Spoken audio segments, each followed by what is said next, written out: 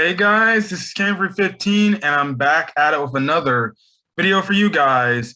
And I'm back with another Black Clover uh, arc review for you guys. And we are covering the third arc in the story. And that is the Royal Capital Assault arc.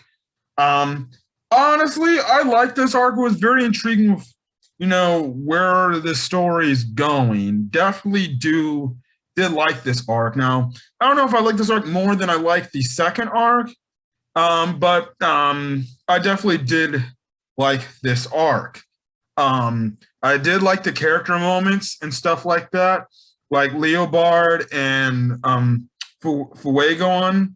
Um, became some of my two favorite characters in this arc. Yeah, let's get into it. This arc covers manga chapters 22 to 37, while the anime episodes it covers is episode 20 to episode 27. Now, obviously, how this arc leads in from the last arc is that Julius the Wizard King essentially calls in Asta, Noel, Mimosa, Klaus, to essentially give them reports of what they saw in the dungeon and everything. So one, we see that this is the first time us and Yuno are meeting the Wizard King for the very first time in person, as well as from the standpoint there's telling them about, okay, this is what happened and stuff like that. And he's very interested.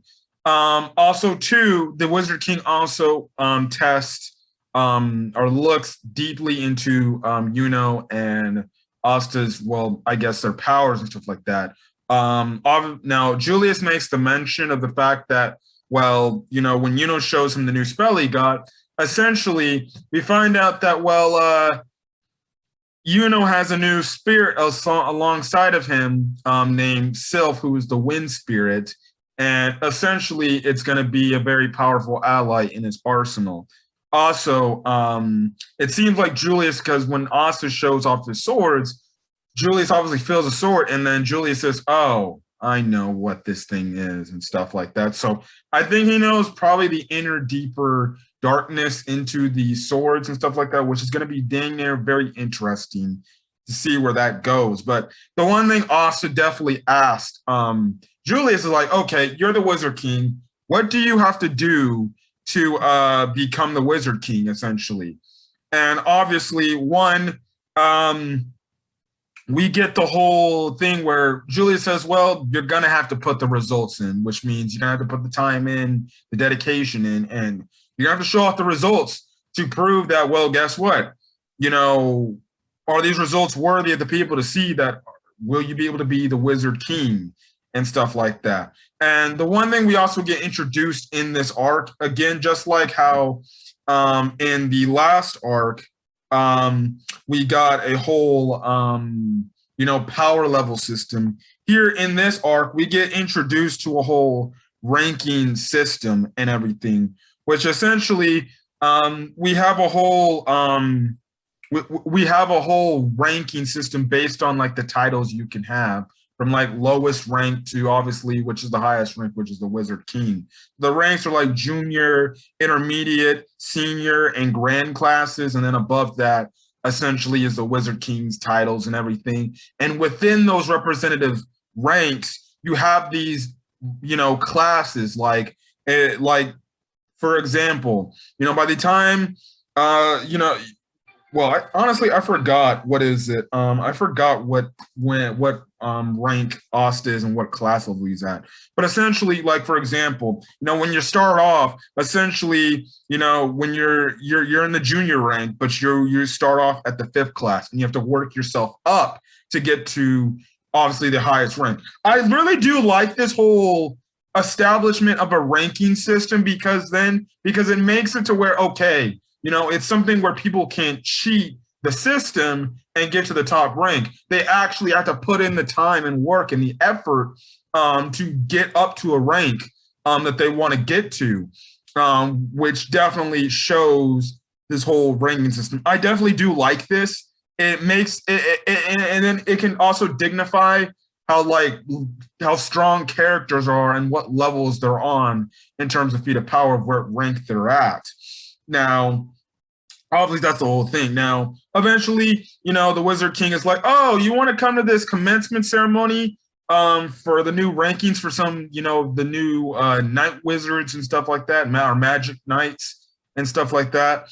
And obviously we get some reintroductions and some introductions to new characters who I did not put all on my screen in my notes because I just didn't want to do that and stuff like that. Because it's just too much. And it's just essentially Julius showing Asta and the others like, oh, okay, this is how you get your ranks for all the stars you get and how you get promoted to the next rank and everything and stuff like that, which again shows you that these characters are crazy strong. Now, eventually Julius leaves for some business he has to attend to. And this is when we have obviously the promoted, characters essentially in a banquet hall, eating food along with Asta. Now, some of the other members don't really like Asta because he's a common fellow. There's some members also too from Golden Dawn who see and they're like, he's a freaking commoner. Why does he make him so special to join our group and everything? And this is when we kind of get reintroduced to the House of Silva family members. And the House of Silver family members, Morley, Noelle's older sister and brother, they kind of tease her, antagonize her, make fun of her. They literally splash water on her saying, she's nothing and stuff like that. And she's always going to be weak and she's always going to be the worst part of their family because, well, guess what? You're the person responsible for killing, our mother. Again, giving us that I guess wrestling term, heel heat with the family of the House of Silva members, because we know they don't like Noelle and we want to see them all hating. And again, like I said, this whole journey with Noelle, continues to grow throughout this arc in her having the courage to fight and stuff like that. Again, Noelle, out of most of the anime stories I've read, she's starting to become one of my favorite female characters in terms of the development they're giving her and stuff like that. And again, with the siblings, you just hate them so much and everything. So Asta eventually steps up to the plate and essentially is telling the sisters, like, Noelle's a great wizard. She has great magic. You just have to watch and see her. And essentially, obviously, the House of Silva members are like, who are you, common boy? Get the hell out of here. And I love the whole scene where Asta kind of shows them up with his ability and essentially showing that, well, guess what? You can't underestimate any opponent you go up against and stuff like that. Just because you may have a higher rank doesn't mean, you can maybe beat somebody of a lower rank pretty easily. I definitely did like that, and I definitely did like how Asta showed him up. Now, obviously, the eldest brother and the leader of this, I forgot what they called their squad, their magic squad. Noelle's oldest brother, her older brother, shows up and essentially almost like literally challenges Asta to a fight. But before they challenge, that's when we get introduced to Fuegoleon. Let me go into my notes again. Fuegoleon, and he introduces and it stops obviously his cousin from fighting. And this is when Mimosa kind of goes more in depth with the whole standpoint that, listen, Leopard, Leopard and Fuegoleon are my cousins from my father's side, while Noelle is my cousin from my mother's side. It's kind of confusing. They show a dynamic tree in the anime episode, but it's kind of freaking confusing, to say the least. Essentially, Fuegoleon and Leopard are her cousins as well as like Noelle is, and the rest of the Silva members are her cousins and everything. And essentially, the difference about Fuegoleon is he's kind of the peacemaker, and essentially he's the person that is intrigued within Asta, but he's very like understanding, and he's honestly a respectful person, and I do like his character for that. And I also do like the whole standpoint that Leopard, he sees how truly strong Asta is, and he's like, you know what, you want to be the Wizard King? Guess what? That means I got to be your rival because I'm striving to be the Wizard King as well, and stuff like that, which I think is pretty dope and everything. And it really does show the camaraderie.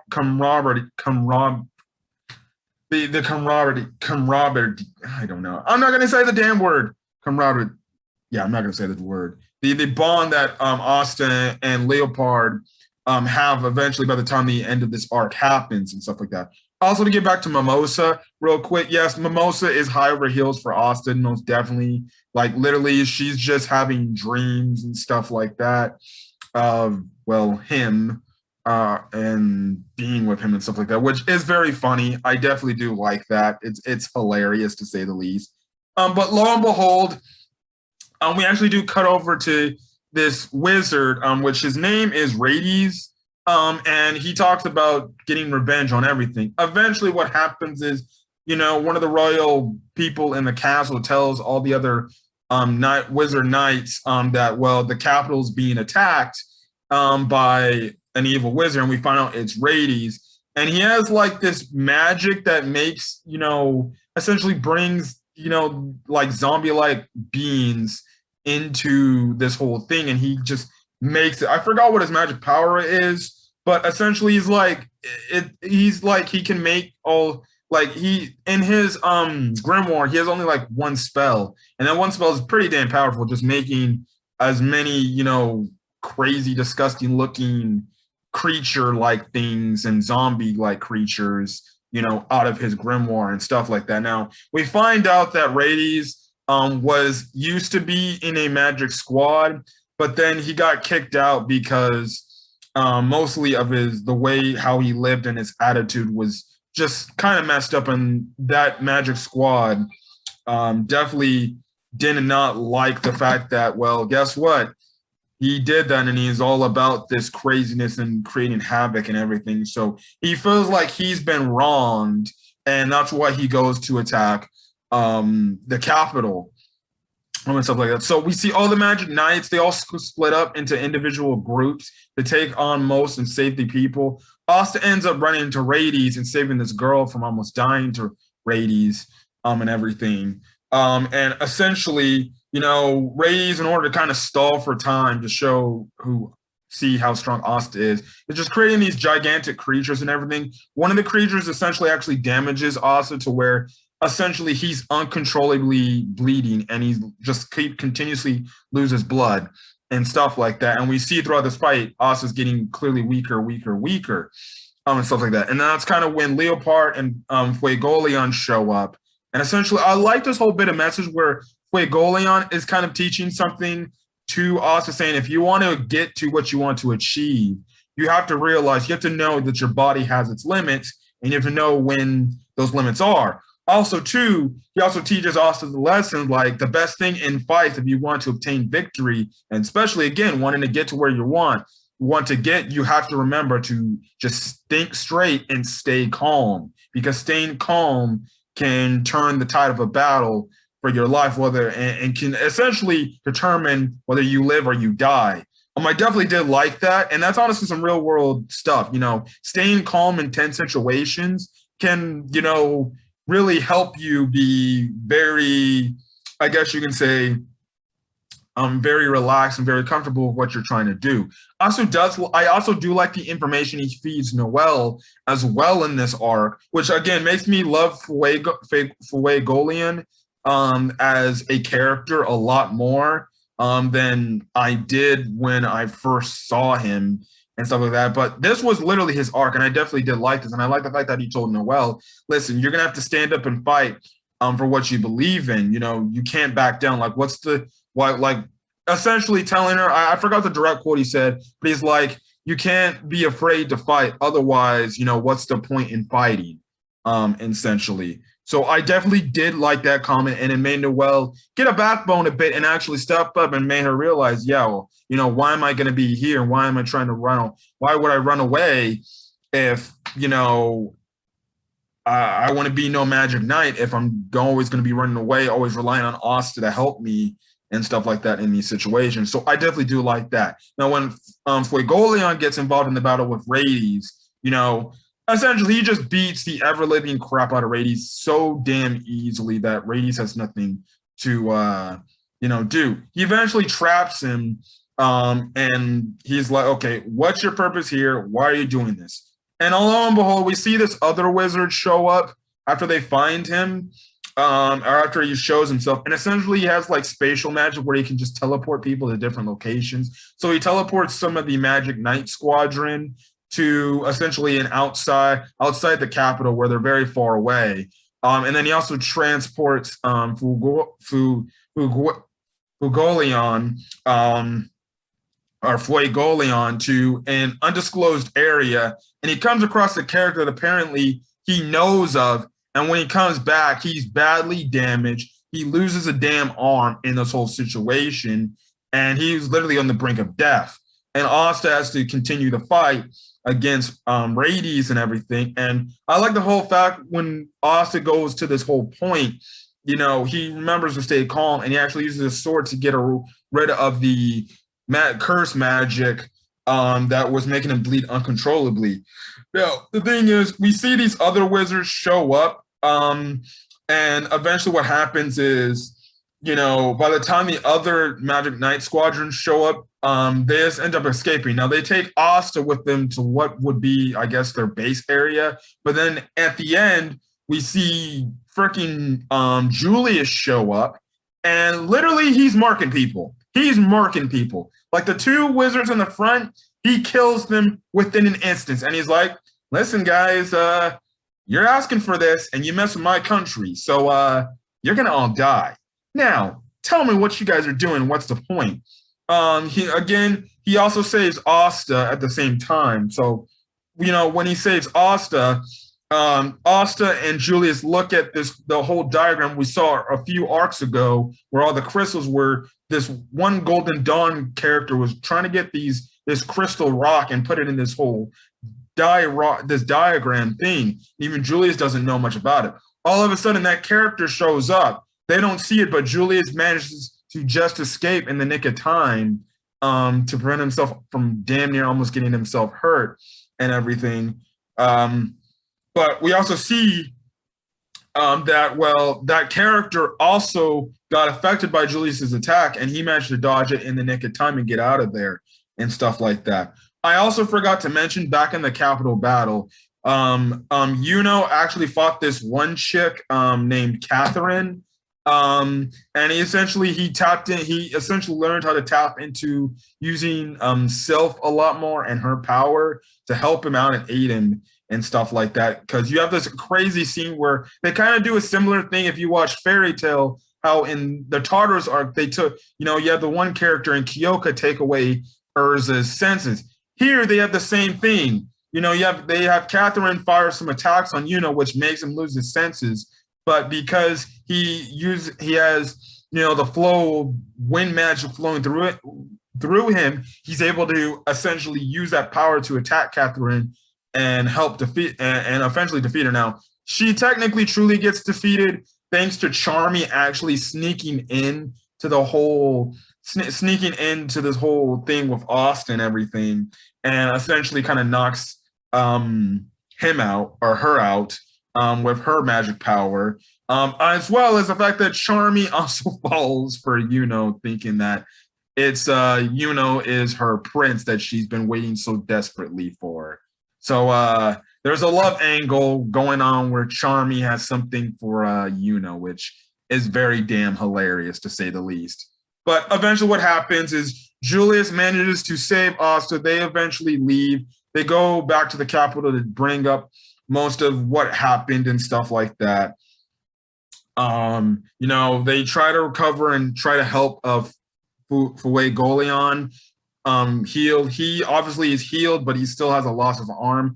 Obviously, for a character, that large, I guess I can understand the repercussions for that, because it's like, okay, it makes sense why they would go that direction, because, you can't, and the fact that he was a pretty OP character. But I will say this, I do like the eldest brother of the Silva family actually being very sympathetic for his cousin and essentially saying like, when I find the person who did this to my cousin, I'm going to kill them. I definitely did like that whole aspect to where, okay, yes, the Silva family is a lot. They are dicks, but you know, including the eldest brother of Noel. But you know, I do like the standpoint where he's like, he actually has some sympathy for his family members, and he actually cares about them, and he's like, I'm gonna get revenge on the person who essentially put my cousin in the condition he currently is in, and stuff like that. But yeah, essentially the arc just ends with the fact that, well, everybody says their goodbyes for now and stuff like that. And then the arc truly ends with a standpoint is the fact that Julius is wondering if there is a traitor amongst one of the magic squads in the Clover Kingdom, or hell, even a traitor within the capital that is setting up all of this and doing all this information for them to get easy access into the kingdom and be able to create all this havoc. So yeah, obviously this is tying to this bigger story, and it's gonna be very interesting to see where this goes. But again, like I said, I definitely did like this arc. I think I like the dungeon exploration arc a little bit better than this arc. But I didn't hate this arc one bit. I had some enjoyment. It was pretty good. And I really can't wait to see what the next story arc is going to be in Black Clover. So far, I'm getting a blast out of watching this series. I did hear the series is pretty controversial. Some people don't like it, and some people actually do like it. I will say it probably is going to be a series that has its flaws, but at the end of the day, I think it's a pretty solid enough series. But we'll just have to see. I'll just to see where it goes and stuff like that. But other than that, guys, hopefully you guys enjoyed the video. Until then, guys, leave a like, put in the comment section your thoughts on the Capital Assault arc, as well as hit that subscribe button to get more Black Clover content as I continue to make these arc reviews after each arc I get done checking out. Other than that, guys, I'm going to get out of here. Hopefully this is a great rest of your day or no channel to this video. Until then, guys, have a great rest of your day. Peace.